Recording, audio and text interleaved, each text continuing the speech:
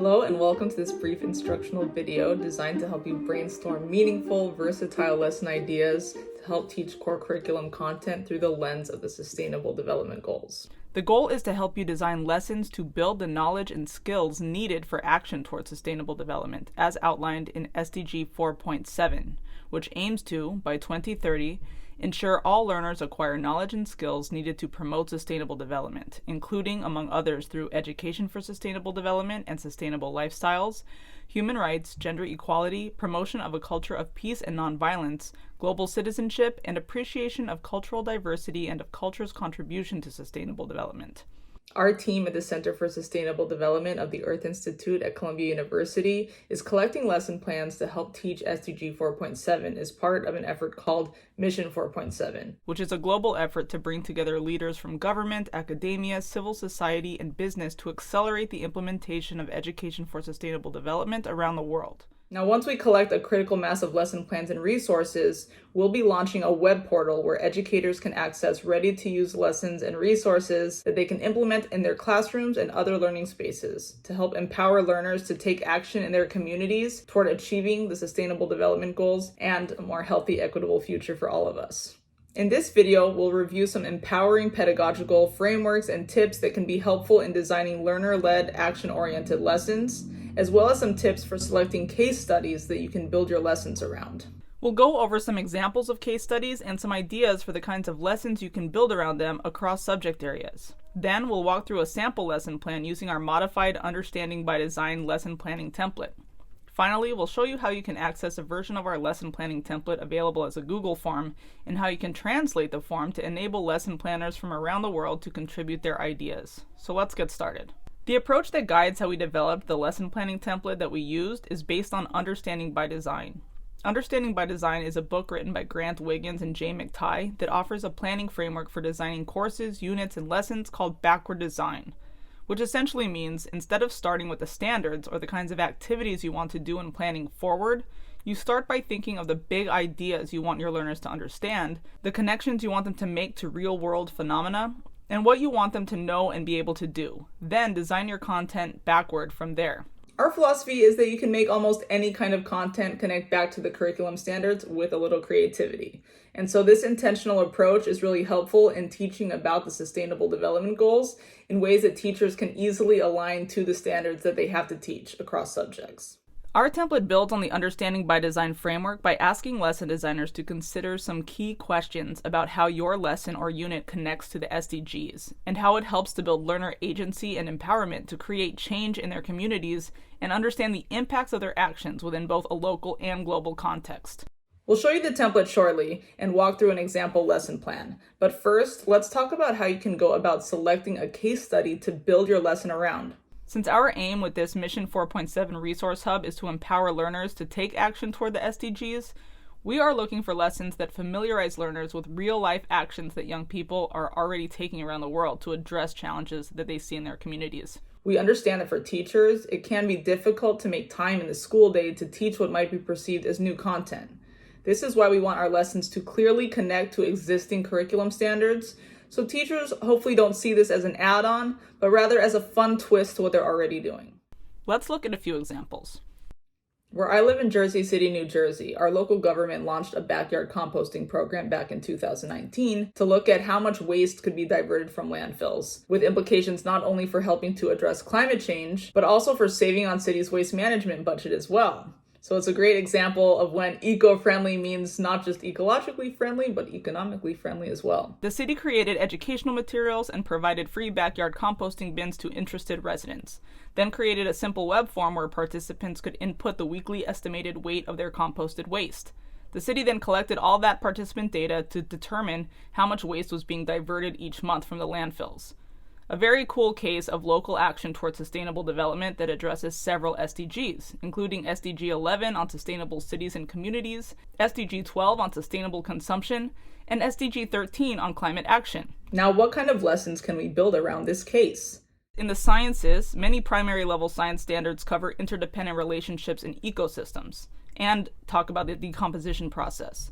This case study could bring these standards to life by having students learn about how worms and microbes feed off of compost, in turn giving us healthy soil that humans need to grow healthy food. Learners could identify the steps in the decomposition process.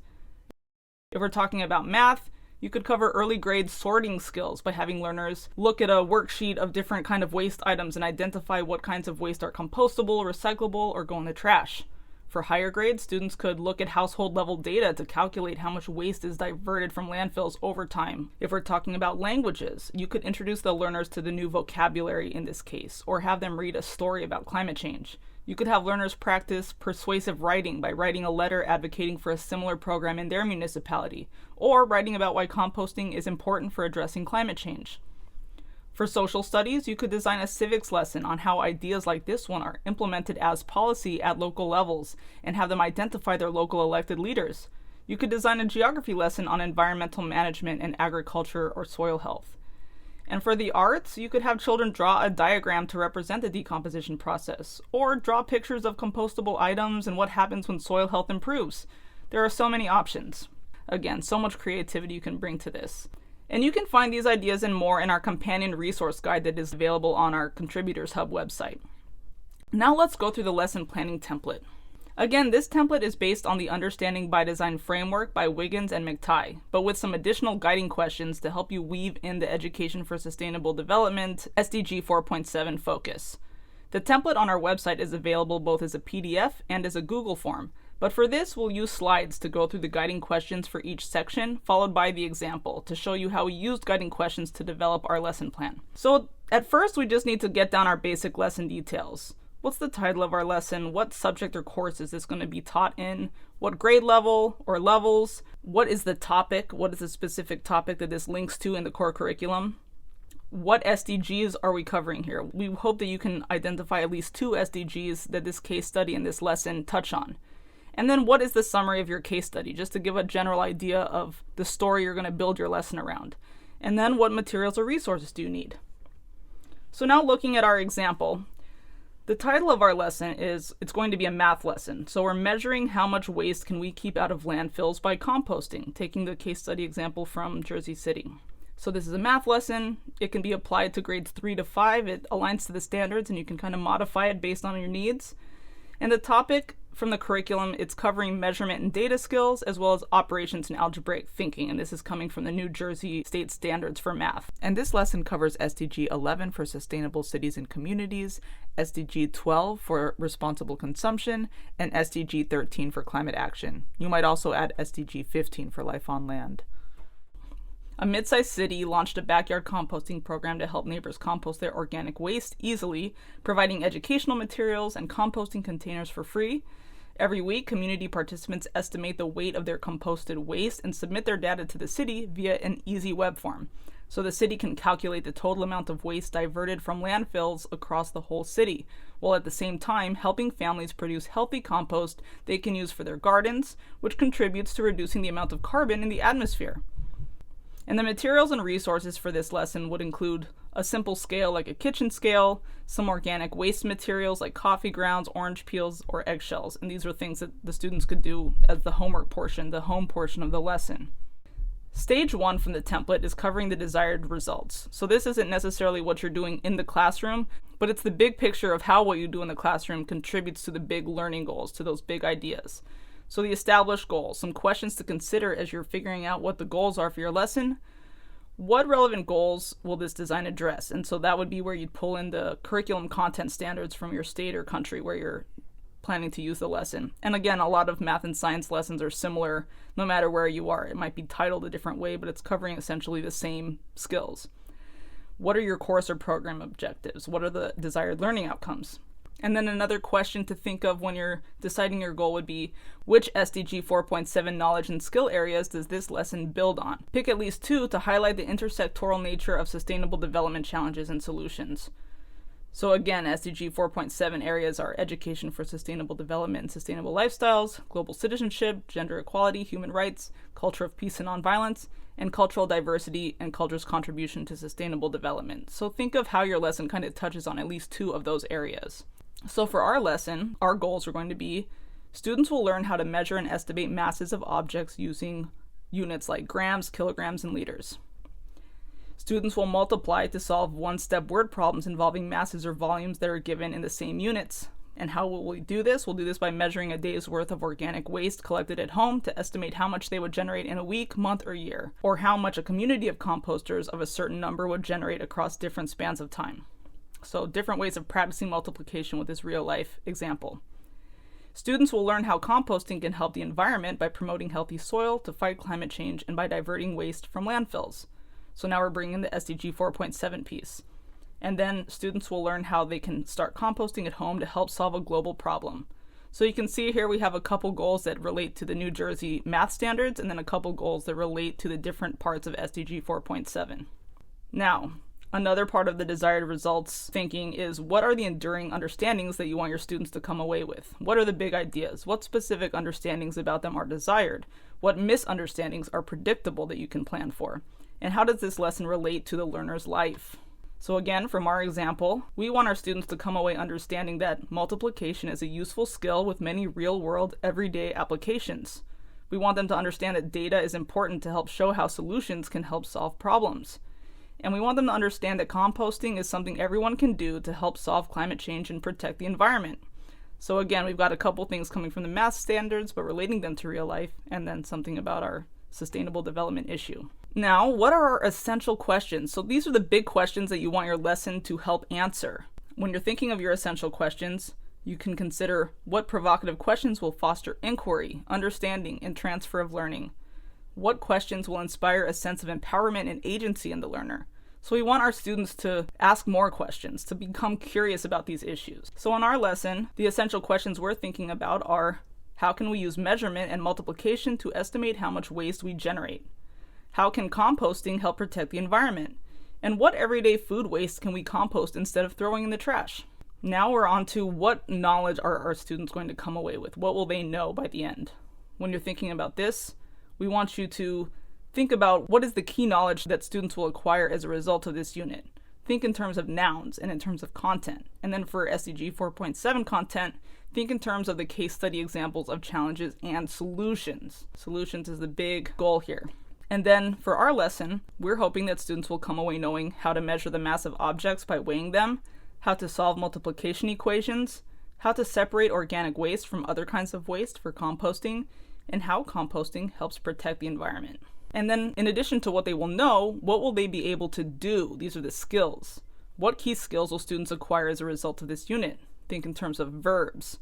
And then for the SDG 4.7, Education for Sustainable Development content, think in terms of local actions students can take. So for our sample lesson, we want students to be able to measure the mass of objects using a kitchen scale, solve multiplication equations, make estimations of waste generated over time using measurement and multiplication, and to be able to compost their own organic waste and use it for gardening or to give to other places that collect compost if they don't have a space for that at home. Now we're on to stage 2 of the lesson planning. Now that we've kind of thought about the big picture, what do we want students to understand and know and do, how are we going to assess whether they've achieved these goals? So what are some of the performance tasks that we want to use as assessment evidence?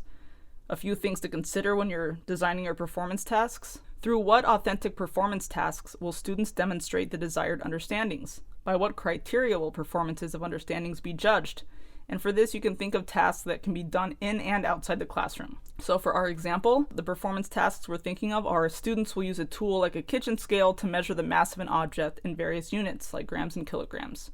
Students will use a daily measure of organic waste and multiply it by number of days in a week to make estimations of waste generated over those time periods. Students will be able to separate organic forms of waste from other forms of waste at home. And then any other types of evidence. So this could be things like quizzes, tests, academic prompts, observations, homework, journals, local projects and actions. What among these can students use to demonstrate achievement of the desired results? And how will you encourage students to reflect upon and self-assess their own learning? For our example, some other evidence that we're thinking of would be students showing examples of how they are trying to compost at home, either in their yards or under their sinks, with photos or journals of what they are composting. Students will write a paragraph explaining how composting helps protect the environment and how their actions can help make a difference. Now we're to the actual learning plan. So this is what are you going to do in the classroom, kind of sketching out the order of activities. And the Understanding by Design framework has this helpful acronym, where to, where are we going, right? So what learning experiences and instruction will enable students to achieve the desired results? How will the design help students to know where the unit is going and what is expected? Help the teacher know where the students are coming from, prior knowledge, interests, their social emotional needs, and then how do you hook all the students and hold their interest? So what will you do kind of at the start of the lesson after you cover those objectives to get their interest and get them excited about the lesson? How will you equip all students, help them experience the key ideas and explore the issues? And this can include building empathy for how the issue might impact people and planet in different ways. So this E section, this is sort of where you kind of bring in the necessary knowledge and ideas to help them think through these issues and do the lesson and do the activities. Now we have the R, provide opportunities to rethink and revise their understanding and work. So how will you build opportunities in the lesson for students to reflect on what they've done and to make any changes as needed and develop their ideas as they go along? And then from there also, how will you allow students to evaluate their work and its implications? So the things they're learning, how does this apply to real life for them? How will they be able to take these skills out into the world? And then make sure your lesson is tailored to different needs, interests, abilities of learners, and local sustainability and other key issues. So this is something to kind of think as you go through every activity. How are you making sure that there's something for everyone in your lesson? And then how can you organize to maximize initial and sustained engagement as well as effective learning? So how can you make sure that the knowledge and skills they're gaining from this lesson will be things they can take and use over time, and they won't just forget it at the end of the lesson? And again, when we're designing these learning activities, we're using a specific case study of an SDG 4.7 challenge and solution that can act as a guide for exploring the topic and showing also how these SDG 4.7 focus areas intersect with each other. That's sort of how you think through designing all the different activities you're going to put into your lesson. So now let's go through what we've planned here for our sample. We don't have the where to here exactly, but we kind of follow that step, and some of them are a little bit out of order, but it's all in here. So first, we're sharing the learning goals with students. That's always so important to get them to understand what should they expect to know by the end of the lesson. So we would let them know, today we are going to learn about how we can use measurement and multiplication to understand more about the waste we generate and how we can use composting to help protect our environment. Next, we're going to call on prior knowledge by asking the students why they think it's important to protect the environment. What are some ways that people do protect the environment? And how can we use math to help us protect the environment? So now we're asking them to kind of connect, make sure they understand that math is very useful in so many ways. Math can be a subject that some students don't want to learn about, but if they see how it connects to things they do care about, hopefully that will get them more excited. Next, we want to share with students the story of the municipal composting program, how community members are coming together to take a small action, and the city is collecting data to document the big impact that they're having when they come together. And we explain how compost can be used to improve soil health, which helps capture carbon from the atmosphere, in turn helping to keep our climate healthy for humans and other animals. So making those connections of how that small action in your backyard or under your sink can actually lead to helping to address climate change. So then we ask students to share different kinds of things that they throw away at home. Encourage them to think about every room in the house where they throw things away, and then write their responses on the board as they name the different things. And as you're doing that, you can be explaining to students what composting means and what kinds of items are compostable. Explain the basic cycle of decomposition, which again you can connect to the science standards and what students are hopefully also learning in their science class. Then we ask students to look at the items on the board and name which ones they think are compostable. Circle what they say. So we want this to be as learner-led and inquiry-based as possible, where we're asking the students to name things, and then as the instructor, as the teacher, you're kind of coming in and filling in the gaps as needed. So next, we're asking students to provide corrective feedback to their peers if anyone identifies things that aren't compostable. And then we update the circled items accordingly and provide corrective feedback as necessary. So this is kind of that revise and rethink part of the where to guidance, right? So we're having students have a chance to kind of help each other get it right and rethink what they've already done. Next, we're introducing students to different units of measurement for mass, grams, kilograms. Show them how to use a small scale to measure items. Use examples of compostable items like a citrus peel or an eggshell, and then write the measures on the board for several items. Ask students to then estimate how much compostable waste they think they generate in a day and write down their figure. Ask some students to share what they wrote down and explain how they came up with their figures. So this is not going to be exact, but hopefully by showing them how much a couple different items weigh, they can use that to come up with an educated guess, a good estimate. And then next, we're showing children how they can multiply their daily estimate by 7 to come up with a weekly estimate. Ask students to calculate their weekly estimate. And now we're going to refer back to the municipal program. Show them that in the data collected by the city, the average person composts about 2 pounds of waste per week. And with the number of people participating in the program, the city has diverted over 125,000 pounds of waste from landfills in less than 2 years. A simple household action can have a big impact when lots of people do it. And then set them up to continue the project at home. So the homework assignment will be to collect compostable items they might usually throw away over the course of a day and weigh it as best they can using a kitchen scale or other type of scale from home. And if they don't have a scale available, you can provide some weights of common household items to help them estimate. For example, an iron weighs about 1 kilogram. Then you can have them multiply the weight they come up with by 7 to come up with a weekly estimate. And then ask them to imagine if 100 people in their community do this as well, using the same weekly estimate, how much would the 100 people combined compost in a week?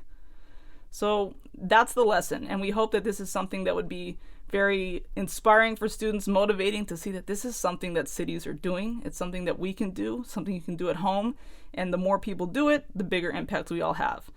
So that's an example of a lesson. This is the kind of thing we're looking for, and we hope that with our lesson planning template and with some of these ideas, you can take the actions you're doing in your community and what your community members are doing and come up with some fun, creative lesson ideas that will help students become curious, become empowered to make change in their own communities. And for those who are interested in submitting a lesson but English isn't your first language, the Google Form lesson planning template can be easily translated using Google Translate by right-clicking on the form, selecting Translate to, and then it might have a different language there, but just click that. And then in the box that appears, clicking the 3 dots in the upper right corner and selecting Choose Another Language. Select your target language and there you go. The form will appear in your target language. So we hope this also helps more people take part in this. So thank you so much for participating, and we can't wait to see your lesson plans.